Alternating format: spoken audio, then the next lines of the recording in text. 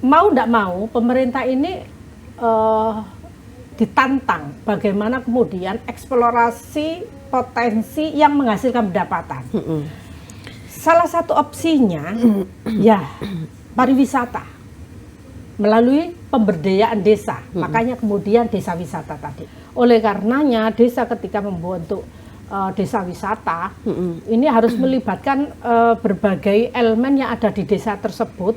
Pilih yang profesional, jangan sosial. Sosial itu tanpa bayaran kira-kira. Kalau begitu itu akhirnya nggak jelas. Namanya fungsi sosial. Kalau mood ya bekerja, kalau enggak ya enggak. Harus profesional. Maka promo menjadi bagian penting. Makanya tadi saya katakan harus menjaga kualitas tadi itu. Kenapa? Orang datang agar tidak kecewa. Iya. Jadi promo yang kemudian disertai dengan kualitas yang prima karena selalu konsisten untuk menjaga kualitas. Betul. Jawa Timur ini terbanyak desa wisata secara nasional, maka emang kalau kemudian tidak kita berdayakan.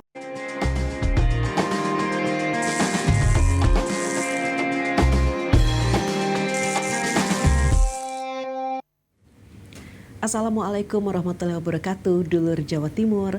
Kita berjumpa dalam Jatim Channel Podcast DPRD Provinsi Jawa Timur.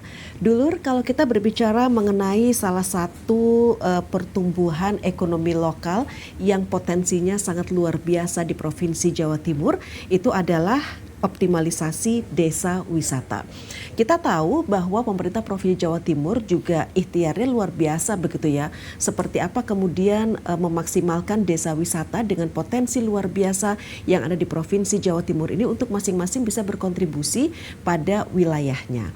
Nah, seperti apa kemudian kalau kita bicara mengenai dukungan dari DPRD Provinsi Jawa Timur terkait dengan optimalisasi desa wisata ini, dulur, utamanya adalah Komisi B.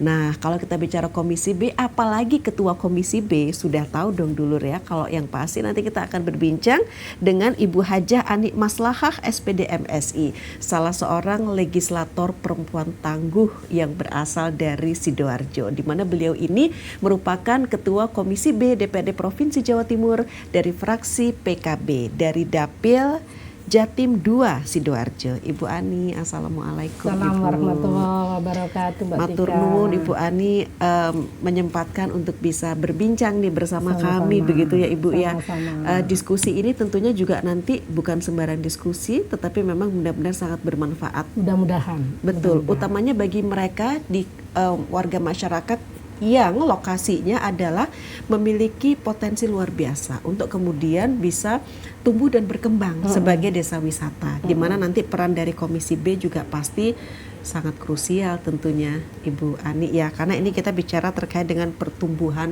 ekonomi. Komisi B terkait juga dengan perekonomian. Ya.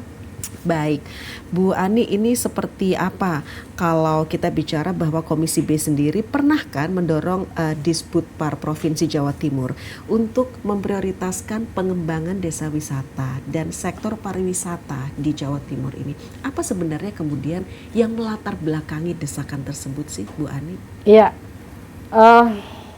perlu saya sampaikan di Jawa Timur ini sudah ada Perda Desa Wisata, pengembangan desa wisata, dan itu inisiasi dari Komisi B lalu ya, karena tahun 2024 jadi masih masa periode yang lalu karena kami dilantik itu 30 Agustus 24 ya, itu di awal-awal bulan lah. Salah satu filosofinya karena multiplier effect, bahwa ngomong desa wisata itu kan intinya mengkonstruk keunikan-keunikan, potensi-potensi dari berbagai destinasi. Ada yang alam, ada yang buatan, yang kemudian menjadi keunikan-keunikan dikolaborasi menghasilkan sebuah karya, sebuah kriya, kira-kira kayak begitu. Ada maminnya, sesuai dengan karakteristik desa lah. Betul. Kira-kira di mana orang datang itu di desa tersebut merasa berwisata, merasa senang, dan ada ada hasil yang bisa dibawa pulang, kira-kira kayak gitu. Ruhnya kayak gitu. Maka multiplier effect apakah yang bisa ditimbulkan dari desa wisata. Satu poin aja, ketika desa wisata itu pakai tiket masuk misalnya ya, maka di situ berarti pengelola desa wisata bisa menghidupi karyawan, kan dari uang itu bisa dipakai gaji karyawan. Nggak mungkin kemudian desa wisata itu tanpa adanya mamin, karena sebuah usaha apapun pasti ada mamin, sekalipun pabrik misalnya pasti ada mamin, karena itu sebuah kebutuhan yang wajib mendasar. Maka di situ berarti ada penghidupan UMKM, ada penghidupan warung, ada mamin. So pasti mereka bawa armada, maka ada penghidupan jasa entah Gojek, entah cukir, entah apa kira-kira. Agar supaya bisa eksis butuh jasa yang mampu mengembangkan, mampu mendesain, maka butuh desainer, butuh yang mampu membuat unik dan lain sebagainya. Multiplier effect, berarti ada banyak orang yang bisa hidup dari itu. Maka ya itu yang pertama ya pasti. Ketika banyak yang terhidupi dari desa wisata, tentu menimbulkan income, pendapatan. Baik. Kalau sudah mendapatkan pendapatan, maka nyambungnya adalah PDRB. Kalau sudah ada PDRB, maka pertumbuhan ekonomi akan melaju. Kira-kira nyambungnya itu sana. Yang kedua, akan terjadi penyebaran pembangunan yang tidak hanya tersentral pada titik kota, karena ngomong wisata ya kalau nggak mall kira-kira kayak begitu. Sekarang lebih cenderung begitu orang berpikirnya, padahal sebenarnya masih banyak potensi di luar kota. Betul. Maka kalau yang bisa dimaksimalkan. Maka kalau kemudian di titik-titik desa, sekalipun yang desa sekali, yang pelosok, justru asik karena hari ini ketika eranya global, masyarakat kita itu kan suka yang unik, maka back to culture misalnya kayak begitu. Jadi justru desa-desa adat yang masih asli pola lama, tradisinya, apalagi kemudian ada budaya yang disajikan dengan, kalau di Banyuwangi ada pakai lesung itu loh Mbak. Kemudian ada tariannya dari apa itu? Padi. Pokoknya wilayah Banyuwangi ada yang suku osing juga seperti betul, itu suku ya. osing kan itu musiknya kan pakai lesung itu Mbak. Kemudian ada tarian, ada nyanyi. Begitu-begitu kan unik. Nah, maka kemudian dulu Banyuwangi dari 38 kabupaten kota PAD kalau nggak salah 35 Mbak. Hari ini nomor 5 kalau nggak salah. Salah satu penyebab adalah di sana muncul homestay, banyak wisata, banyak desa wisata. Bahkan salah satu desa Banyuwangi, Sari apa saya lupa, nomor 3 terbaik Indonesia. Itu pernah beberapa tahun yang jadi lalu. mendapat apresiasi mendapat penghargaan dari pihak Presiden pada waktu itu Pak Jokowi. Artinya akan ada penyebaran pembangunan di semua lapisan. Kemiskinan di Jawa Timur itu hari ini sih 9, sekian persen, Pak. Persentase terbesarnya adalah di desa. 15-nya di desa, 6 sekian persennya kota. Artinya, memang desa yang perlu dieksplor potensinya agar supaya ada perimbangan kesejahteraan, pertumbuhan, sehingga disparitas antar daerah, antar desa ini akan bisa tertolong, kira-kira akan bisa tertanam. Jadi setidaknya 2 hal itulah yang menjadi filosofi kenapa kemudian Komisi B kala itu menginisiasi perda penguatan desa wisata kalau nggak salah. Apalagi sekarang ya Bu Ani ya, orang-orang itu cenderung healing begitu ya, mereka justru mencarinya yang benar-benar natural, yang benar-benar alami. Dan fakta Mbak, itu ada impact terhadap angka kebahagiaan. Jawa Timur dari Jawa dan Bali nomor 1. Sudah 2 tahun ini, mulai tahun 24, 25.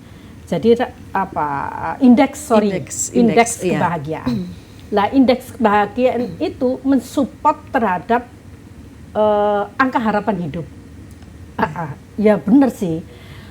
Sebenarnya penyakit itu terbesarnya faktor penyebab kan hati ya, psikis ya. Iya. Ketika psikisnya banyak healing, nggak usah kemana-mana dan nggak usah mahal, cukup di desa kita sendiri. Iya. Saya lupa akan terjadi perputaran. Nah, dia perputaran uang di desa tersebut sehingga desa tersebut akan tumbuh mandiri dari potensi desanya itu. Tapi yang saya nyambungnya dengan healing tadi, Pak. Itu tadi dengan karena indeks kelupaan kebahagiaan saya sekali, indeks kebahagiaan. Maka ketika orang bahagianya ini semakin tinggi, angka harapan hidupnya tinggi. Tinggi. Semua mati hidup itu ya Allah, tetapi kan ada ikhtiar. Betul, ya. kita ada ikhtiar juga. Benar, seperti itu. Ibu, kalau kemudian kita bicara peran dari desa wisata itu sendiri dalam strategi pembangunan ekonomi di provinsi, itu seperti apa sih, Bu Ani? Yang pasti gini, terbesar PAD-nya Jawa Timur itu per hari ini adalah PKB. Bukan Partai Kebangkitan Kebetulan saya PKB. Adalah pajak kendaraan bermotor. Baik. Karena memang potensi pembelian kendaraan roda 4, roda 2 Jawa Timur tinggi. Itu pertanda kita kaya ya. Iya, amin ya Ibu ya. Maka kalau ngomong bensin, ini kan ngomong sesuatu yang tidak bisa diperbarui. Makanya saya senang ketika kemudian ternyata jerami bisa menjadi bahan bakar kan, temuan beberapa waktu yang lalu oleh mahasiswa ITB itu, senang kita. Maka mau tidak mau pemerintah ini ditantang bagaimana kemudian eksplorasi potensi yang menghasilkan pendapatan. Salah satu opsinya ya pariwisata melalui pemberdayaan desa. Makanya kemudian desa wisata tadi itu. Kita ada desa devisa. Desa devisa itu sebuah usaha yang dilakukan oleh masyarakat kita yang dari desa berhasil untuk ekspor. Misalnya kalau ngomong dapil saya ada Kupang, desa Kupang, Kecamatan Jabon, itu rumput laut yang diekspor terbanyak bukan se-Jawa Timur, se-Indonesia. Itu Sidoarjo loh. Makanya kemudian disebut desa devisa karena menghasilkan uang banyak yang diekspor. Jadi selain mengembangkan desa devisa, desa wisata, makanya kemudian kita fasilitasi lagi-lagi ini juga inisiasi DPRD. Rencana induk kepariwisataan Perda itu kita sudah ada. Misalnya ada wisata religi. Baik. Wisata religi itu mana saja? Surabaya karena ada Ampel, ada Bungkul, kira-kira gitu. Sidoarjo juga karena ada Dewi Serdadu, kemudian ada makam Mbah Ut ya. Kemudian Jombang ada makam Gus Dur, makam Mbah Hasim, bawah ada macam-macam kayak. Kemudian Madura, artinya pemerintah yang menempatkan titik ini destinasi religi, titik ini destinasi alam dan macam sebagainya. Jadi itu dikonstruk oleh pemerintah provinsi dalam rangka eksplorasi potensi sebagai pendulang yang bisa menghasilkan uang. Untuk menjadikan pendapatan kita bisa bertambah, bisa eksis dan bisa bertambah. Kira-kira seperti itulah. Bu Ani, kalau Ibu sendiri kan dari Dapil 2 ya Bu ya, dari Sidoarjo. Kalau Ibu Ani sendiri melihat seperti apa sebenarnya potensi desa wisata yang ada di Sidoarjo saat ini? Kalau se-Jawa Timur dulu ya, kita ini punya 550-an desa dan kelurahan. Iya. Desa wisata ada sekitar 630-an, Mbak. Yang terklasifikasi ada rintisan. Rintisan itu paling gede, ada 77%. Ada yang maju itu sekitar 12-13%. Ada yang sudah mandiri 0,8%, nggak sampai 1%. Maka kalau diambil kesimpulan dari 630 desa itu ya lebih banyak yang habis hidup mati itu loh Pak. Oke. Makanya kemudian dikatakan tidak berkembang. Jadi atau tidak rintisan. berkelanjutan ya, Tidak Ibu, berkelanjutan. Maka ngomong Sidoarjo, Sidoarjo itu masih puluhan sih ada desa wisata yang masih eksis itu Kampung Batik di Jetis. Iya. Dulu ketika ada matahari di daerah Jetis itu rame Mbak waktu itu. Dan memang 5-10 tahun lalu batik kan hanya beberapa daerah ya. Madura ada, Sidoarjo, kemudian Tuban. Tidak banyak lah intinya. Iya. Sekarang hampir daerah Batu punya hampir semuanya Iya. eksplorasi dan itu memang Batik. budaya, kebudayaan Indonesia yang berasal dari Jawa Timur, sehingga memang patut kemudian kita eksplorasi potensi masing-masing daerah sampai kemudian semua instansi pemerintah mulai sekolah hingga pemerintahan, pegawai itu kan pakai batik wajib. Nah, termasuk hari ini saya Ibu pakai ya. Saya pakai sebagai wujud cinta budaya daerah kira-kira. Lucu batiknya loh Bu Batiknya Ani. lucu ya. Jadi kampung batik masih eksis Mbak di Jetis. Ada juga ada juga pamong budaya Mbak di daerah Taman, tepatnya Wagita. Jadi pamong budaya itu desa itu ketika ada turisme begitu, ada wisatawan begitu menyajikan lagu-lagu tradisional yang pakai angklung, ada yang pakai ini apa namanya terodok itu Mbak. Yang kalau misalnya yang dari keliling itu ya ada dipakai ya. Apa itu? Iya, oke. Dari bambu itu loh. Kentongan, kentongan kayak kentongan begitu gitu ya. Begitu ada juga gamelan, wayang kayak begitu disajikan. Yang tentu dikolaborasi dengan PKL ya, Mamin akhirnya. Kemudian hasil kriya-kriya daerah di Wage lah.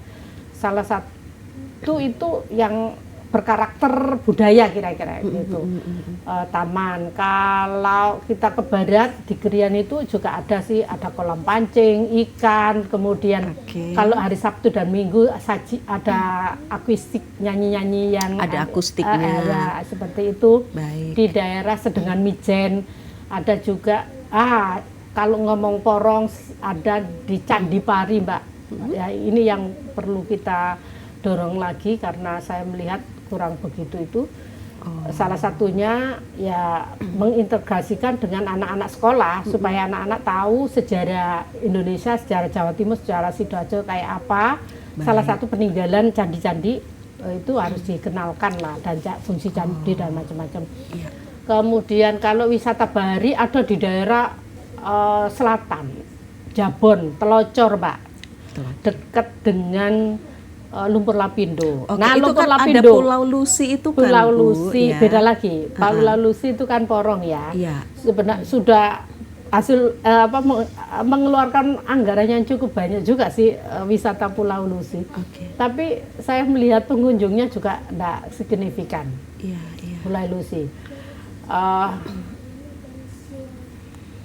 Ada juga ini petik jambu di daerah Tulangan. Ada itu sih yang saya lihat, ada yang memang baik masih eksis, ada yang layak mutu layak ya hidup dan mati nggak jelas ini. Bu Ani begini, kalau kita bicara terkait yang kondisinya antara hidup dan mati, artinya kan perlu kolaborasi antara pemerintah desa, masyarakat dan juga pihak swasta bila diperlukan untuk pengembangan desa wisata itu agar berkelanjutan, bukan sekedar setelah pembukaan kemudian mereka sudah nggak kepingin lagi hidup begitu karena mungkin ada berbagai tantangan atau kendala di sana sini.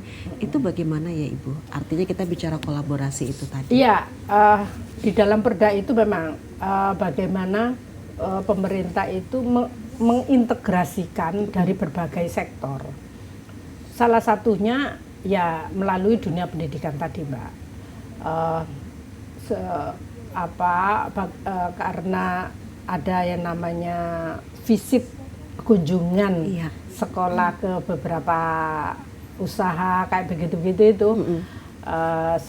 Selain mengenalkan produk dan budaya lokal kita, kita juga menumbuhkan ekonomi, pasti anak-anak jajan kira-kira kayak begitulah, nyambungnya itu ke sana. Jadi pemerintah fasilitasinya itu. Yang kedua, akses Mbak, akses infrastruktur, terutama jalan.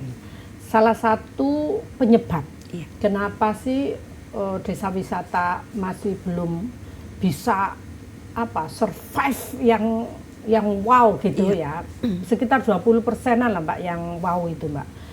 Salah satunya adalah infrastruktur. Masih banyak loh potensi-potensi yang belum digali, termasuk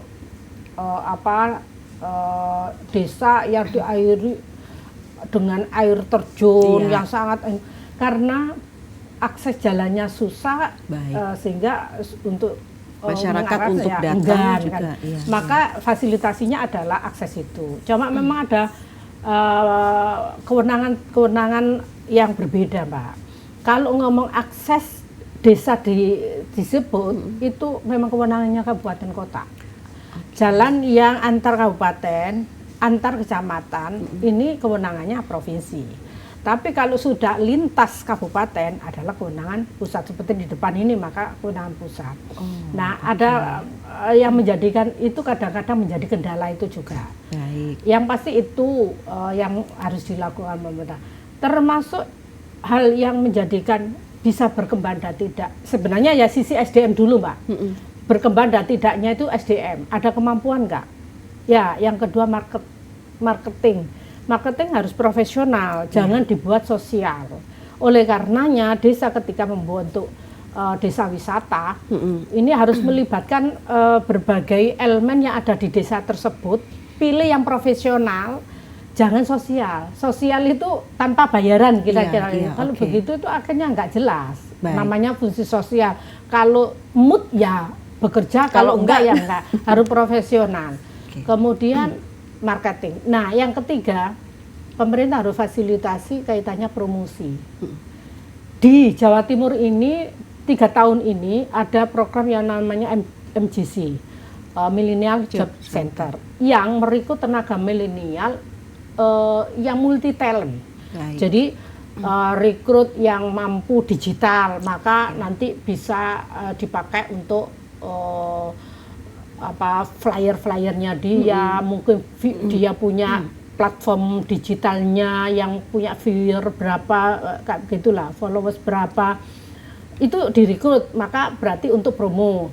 Yang mampu packaging, maka dia harus memberikan pembinaan pelatihan terkait dengan packaging. Kaitannya dengan desain, dia mampu membuat desain-desain begitu, kaligrafi dan lain sebagainya, maka dia bergerak di sananya. Yang ini pemerintah cuma-cuma. Jadi pemerintah yang memberikan apa istilahnya, bukan gaji ya intinya gajinya dari pemerintah yang difungsikan gratis untuk pengembangan UMKM, desa wisata, seperti itu. Kemarin kita Komisi B khusus untuk menyelesaikan itu agar lebih banyak lagi yang direkrut, kita nambahkan di PAK 25 kemarin 1 miliar khusus untuk MJC Mbak, karena kita ingin benar-benar terdorong untuk itu. Bu Ani, berarti kalau kita bicara terkait pemasaran dan juga sumber daya manusia, kalau pengembangan desa wisata bisa sebenarnya ya melalui MJC ini generasi muda bisa ikut berperan begitu untuk memajukan desa wisata. Betul. Kebetulan kami Komisi B di akhir-akhir ini lebih mengarah kepada ini Mbak, penguatan kebudayaan melalui pagelaran-pagelaran, mulai ludruk, wayang, tayub, apapun yang menjadi budayanya wong Jawa Timur, yang itu kita sajikan di beberapa desa wisata Pak. Termasuk saya tanggal 14 besok saya sampaikan kepada warga Jawa, Sidoarjo terutama ya, tanggal 14 besok Desember. Kami 14 Desember akan melakukan pagelaran seni apapun yang dipunyai oleh Sidoarjo. Dari mulai yang berbasis keagamaan, rebana dan lain sebagainya, sampai pada yang berbasis tradisional sekalipun, angklung dan lain sebagainya. Baik, itu di mana, termasuk Bu Ani? Genji, karena ada akustik yang akan kayak gitu. Itu rencananya ada 2 opsi. Hari ini akan difiksasi dengan Mijen tadi itu, karena di situ sudah ada kolam pancing, kolam renang, ada mamin, ada banyak sektor begitu olahraga gitu.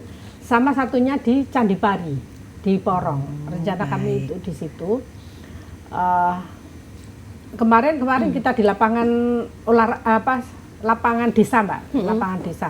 Dan itu hampir semua kabupaten ada seperti itu dalam rangka ya melestarikan budaya. Nah, yang kedua kita fokus untuk desa wisata. Salah satu penyebab desa wisata mati itu karena nggak pernah ada event. Lah sejak COVID, jangankan nanggap untuk biaya kehidupan aja susah kira-kira kayak gitu. Maka apa yang harus dilakukan oleh pemerintah? Ya, pemerintah harus intervensi. Program pemerintah yang harus diadakan di event-event di desa-desa wisata yang sudah ada agar bangkit kembali. Baik, Bu Ani monggo kita minum dulu, Bu Ani. Ya, makasih.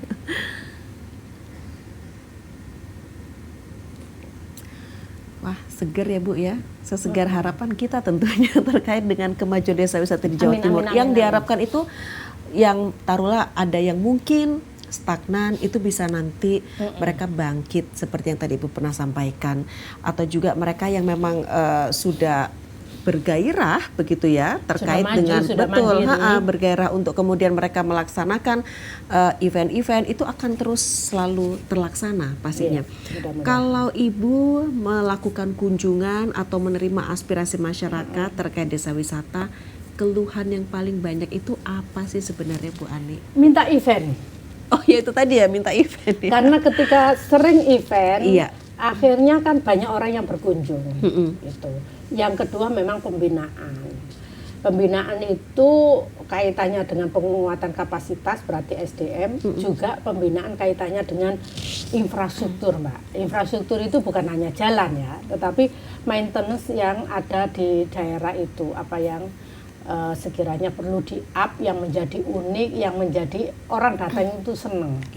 Nah, berarti ini belanja modal kira-kira kayak begitu. Jadi bantuan alat yang dibutuhkan untuk mempercantik kondisi desa itu sih. Baik. Ya termasuk pinjaman modal, Mbak. Kembali ke situ. Ini kita bicara kebijakan anggaran juga ini Bu dari provinsi. Seperti apa kalau kita bicara kebijakan anggaran untuk menumbuhkan desa wisata? Ada hibah kepada desa wisata yang statusnya itu berkembang, Mbak. Itu subsidi 50 jutaan sih. Cuma memang nggak banyak persoalannya. 50 jutaan yang sekiranya desa itu mampu untuk menghidupkan dan sustainability, ya, berkesinambungan, berkelanjutan. Maka mendapatkan bantuan 50 juta, tapi lagi-lagi frekuensinya, volumenya yang nggak banyak. Sementara tadi ada 630. Oke. Berarti semacam ada kayak prioritas lokasi atau wilayah desa wisata, begitu, Ibu? Ya, yang pasti ada harapan untuk mau berkembang. Tetapi kalau dia sudah tidak mau berkembang kan, walaupun dikasih kan uang hilang, Mbak. Baik. Ini kan Pemprov Jatim, Bu Ani, itu punya tagline Jatim Bisa atau berdaya, inklusif, sinergis, dan adaptif dalam pengembangan desa wisata secara kolaboratif. Kalau Ibu Ani sendiri melihat ini sebenarnya sektor apa saja yang harus bisa dikembangkan begitu, agar kemudian potensi ekonomi desa wisata ini yang mungkin tadinya belum begitu tergarap atau tereksplor secara maksimal bisa kita tahu nih potensinya. Ngomong desa wisata itu nggak bisa digeneralisir karena memang dikatakan desa wisata itu kan karena ada kelebihan, ada keunikan, ada kenyamanan yang orang datang senang, kemudian bisa mendapatkan sesuatu dari situ, kemudian setelah datang balik lagi ya, kira-kira kayak begitu. Maka memang awal, Mbak, berangkat dari awal. ketika desa sebelum memutuskan bahwa desa tersebut, desa wisata ini bukan milik swasta ya, milik desa ya, yang dikelola oleh darwis atau kelompok darwis atau dasar wisata atau sadar wisata atau BUMDes, Mbak ya. Maka harus melibatkan seluruh stakeholders yang ada skill untuk itu dulu. Rapat. Jangan kemudian top down, lurahnya yang ingin. Nah, ini kadang-kadang yang menjadikan mati. Setelah itu pemetaan. Pemetaan apa? Potensi. Potensi apa di desa tersebut, itu yang dieksplor. Jadi karena diferensial, karena perbedaan antara desa satu dengan yang lain yang kemudian dieksplor, itulah yang kemudian menjadi keunikan. Menurut hemat saya, bentuknya apa yang harus supaya bisa, ya potensi apa, yaitu yang terus harus dieksplor.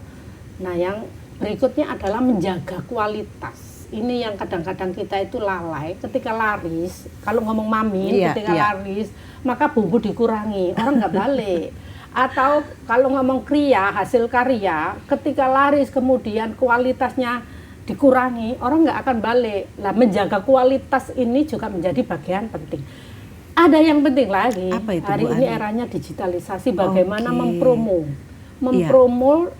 setidaknya di 5 platform digital ini. Karena orang datang itu kan karena promosinya yang gencar, Pak.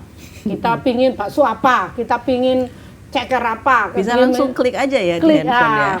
Maka ketika banyak bintang, kira-kira kayak begitulah.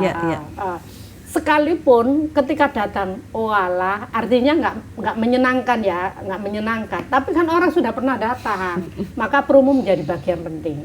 Makanya tadi saya katakan harus menjaga kualitas tadi itu. Kenapa? Orang datang agar tidak kecewa. Iya. Gitu. Jadi promo yang kemudian disertai dengan kualitas yang prima karena selalu konsisten untuk menjaga kualitas. Betul. Supaya masyarakat tidak kecewa. Ya, terus juga harus banyak diversifikasi. Jadi diversifikasi ini arahnya kemana? Pasar hari ini menghendaki apa? Kan begitu. Jadi harus bisa melihat ini arahnya. Ada keunikan, tetapi harus lakukan diversifikasi, improvisasi, yang ya intinya melihat pasar. Pasar menginginkan apa? Itu yang kemudian harus adaptif terhadap kebutuhan masyarakat. Itu juga menjadi bagian penting untuk bisa. Nah, pemerintah fasilitasinya adalah apa yang menjadi titik kurangnya. Ya, diantaranya modal, pembinaan, pelatihan, akses infrastruktur, termasuk promo tadi melalui talent-talent yang tergabung dalam MGC. Seperti itu, Mbak, yang bisa kita lakukan. Bu Ani, kalau Ibu sendiri... termasuk pasar, Mbak. Jadi produk-produk yang sekiranya itu bisa diekspor, bisa diajak pameran, kira-kira kayak gitu, itu juga. Mungkin itu juga tidak kalah penting ya, maksudnya untuk digandeng juga, untuk difikirkan juga seperti apa strateginya. Ibu, tapi begini, kalau untuk Bu Ani sendiri dari Dapil Sidoarjo, bagaimana kemudian turut menggerakkan generasi muda, Gen Z begitu ya, mereka juga berkontribusi nih, terlibat dalam pengembangan ekonomi berbasis desa wisata itu tadi. Iya. Itu kan sebenarnya lebih pada motivasi ya, bagaimana mempunyai rasa sense of belonging, rasa kepemilikan. Jadi saya ini kebetulan di Dewan itu ada Solo Semiran, Mbak. Solo Semiran itu sosialisasi, seminar, workshop, talk show, kira-kira kayak begitulah. Saya beberapa titik itu ketika segmennya anak muda mulai bagaimana meng-create potensi diri kita. Saya barbershop itu beberapa titik, kemudian kopi, membuat kopi itu apa namanya, pelatihan roasting. Ya. Kemudian hari ini saya banyak kriya, Mbak, buat buket, buat industri pengolahan dari potensi Sidoarjo. Sidoarjo itu ada kerang, ada kupang, bukan kerang, ada kupang, ada bandeng, ada udang. Ini yang kemudian menjadi olahan. Itu beberapa titik saya ada itu. yang itu bisa menjadi potensi menjadi desa wisata, Mbak. Ada juga sih pembinaan terhadap desa wisata. Jadi yang kita undang adalah pelaku-pelaku atau pengurus yang ada di desa wisata itu. Tapi memang di tahun ini belum maksimal saya. Baru tahun 2026 nanti. Itu saya ada 6 titik kalau nggak salah, khusus program untuk penguatan desa wisata. 6 titik. Ibu saya. berarti Sidoarjo. Untuk di Sidoarjo ya. Di Sidoarjo. Bu Ani begini, berarti saat ini memang juga sudah ada beberapa langkah konkret yang Ibu sudah lakukan untuk memperjuangkan desa wisata. Nggak ketinggalan juga UMKM di Sidoarjo. Karena pasti di situ. Pasti apapun usahanya termasuk desa UMKM pasti di situ.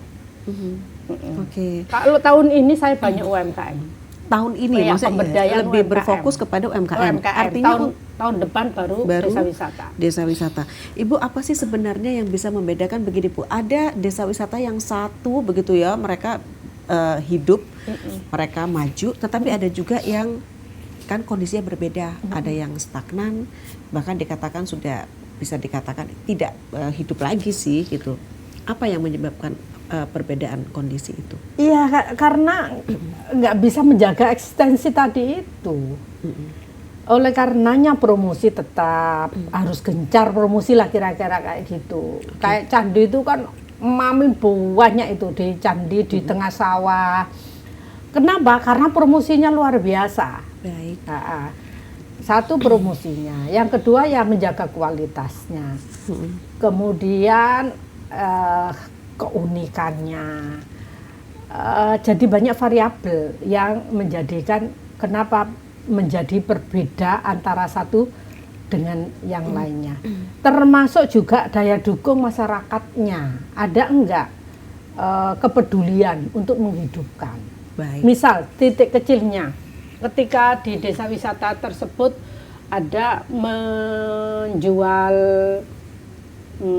apa ya Mbak ya, sembako atau menjual kriya sih biasanya, kalau sembako enggak kriya, kerajinan begitu ya.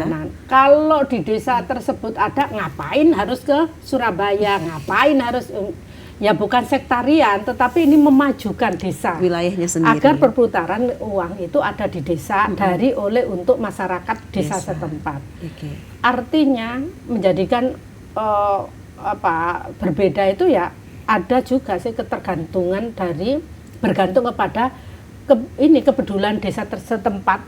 Ada nggak keinginan untuk memajukan wilayahnya mereka itu, sendiri ya. Itu juga menjadi bagian. Apakah itu kemudian kita bicara terkait mungkin tantangannya salah satunya adalah pendampingan atau pembinaan itu tadi, Ibu Ani? Di antaranya iya, di antaranya iya.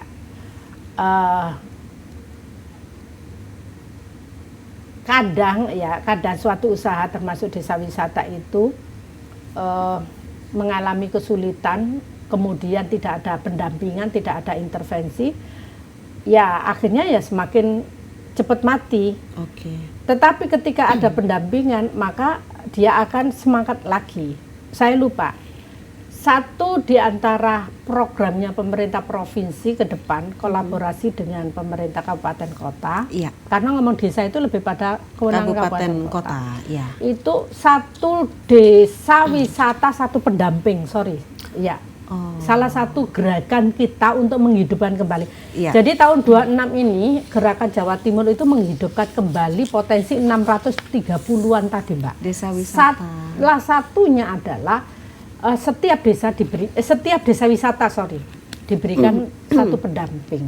Tentu karena butuh biaya harus sharing dengan kabupaten kota setempat. Nah, kalau Komisi B sendiri perannya seperti apa, Ibu Anik, untuk kemudian mengawal pembangunan desa wisata ini agar implementasinya itu tepat sasaran begitu? Ya, yang pasti kembali kepada fungsi kita ya, ada fungsi legislasi. Kita sudah ada perda terkait rencana induk pariwisata terkait dengan pengembangan desa wisata. Yang kedua, kita juga mengalokasikan anggaran, ada subsidi yang tadi 50 jutaan tadi, 50 ada juta. Juga desa wisata Wan Pembina, pembina satu pendamping. Ada penguatan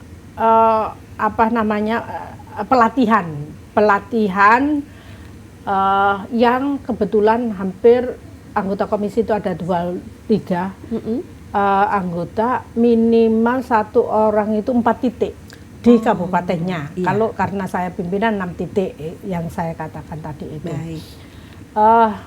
Nah, pada ketika kita Sulu Semiran tadi itu kadang kita hadir di tempat-tempat wisata tadi, Mbak, supaya bisa menghidupkan tempat desa wisata tadi itu. Baik. Itu sisi pengawasan ya,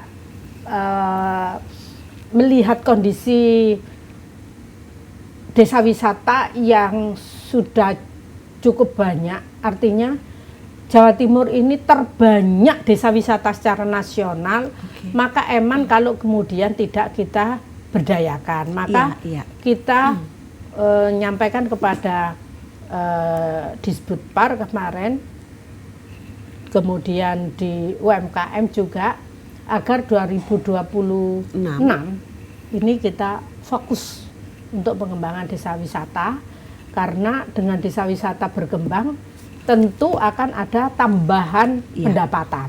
Maka ketika tambahan pendapatan, ketika ada inflasi, kita nggak gopo, kira-kira kayak begitu. Masih ada sumber pendapatan yang lain. Karena ada tambahan pendapatan. Bu Ani, pada kesempatan ini ada pesan yang Ibu akan sampaikan kepada kepala desa dan pelaku usaha lokal agar mereka itu tetap semangat begitu, Ibu, membangun desa wisata itu yang bukan hanya sesaat tetapi berkelanjutan. Sekaligus apa harapannya terkait dengan pengembangan desa wisata di Jawa Timur, Bu Ani? Silakan.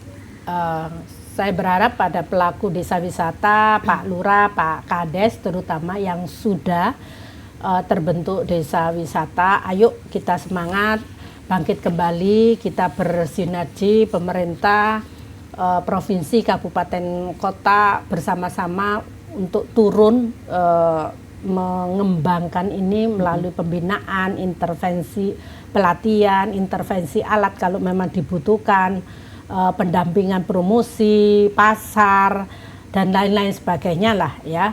Karena hakikatnya ketika desa sudah berani menjadikan desa wisata, sesungguhnya sudah ada potensi. Tinggal bagaimana kita mengeksplorasi lagi dengan meng-create secara adaptif kondisi pasar, kondisi masyarakat, kebutuhannya seperti apa, makanya pendampingan itu perlu. Ingat bahwa dengan desa wisata itu akan banyak multiplier effect.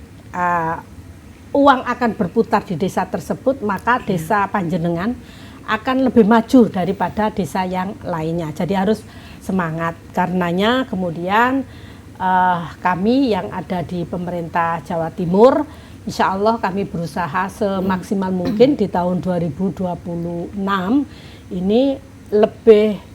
Salah satu prioritas pembangunan untuk pertumbuhan ekonomi adalah melalui desa-desa wisata, terutama yang sudah ada. Jadi prioritas yang sudah ada dulu, baru kemudian bagaimana yang belum, kita prioritas yang sudah ini bagaimana semuanya bisa ke status berkembang dan maju. Karena yang mandiri dan maju itu baru sekitar 20% lah. Baik, ini tantangan juga pastinya ya, Bu Ani ya, untuk tahun 2026. Baik, harapannya juga adalah pemikiran Bu Ani Maslahah ini juga benar-benar bisa dapat mendorong semakin tumbuh dan berkembangnya desa wisata yang ada di Jawa Timur. Bukan sekedar dari sektor wisatanya saja, tetapi juga yang tidak kalah penting UMKM-nya ya, pastinya dapat mendongkrak itu ya Ibu Ani ya. Baik, Ibu Ani, matur nuwun atas waktunya berbincang-bincang. Sehat dan sukses selalu ya Ibu ya. Yang sama untuk Mbak Tika dan seluruh warga Jawa Timur. Matur nuwun Ibu Ani. Nah, dulur Jawa Timur, sampai di sini kebersamaan kita dalam Jatim Channel Podcast DPRD Provinsi Jawa Timur. Tadi saya sudah berbincang dengan Ibu Haja Ani Maslahah, SPD MSI, Ketua Komisi B DPRD Provinsi Jawa Timur dari fraksi PKB dari Dapil Jatim 2 Sidoarjo. Matur nuwun dulur Jawa Timur, saya pamit undur diri. Saya Mustika Ratna. Wassalamualaikum warahmatullahi wabarakatuh. Assalamualaikum.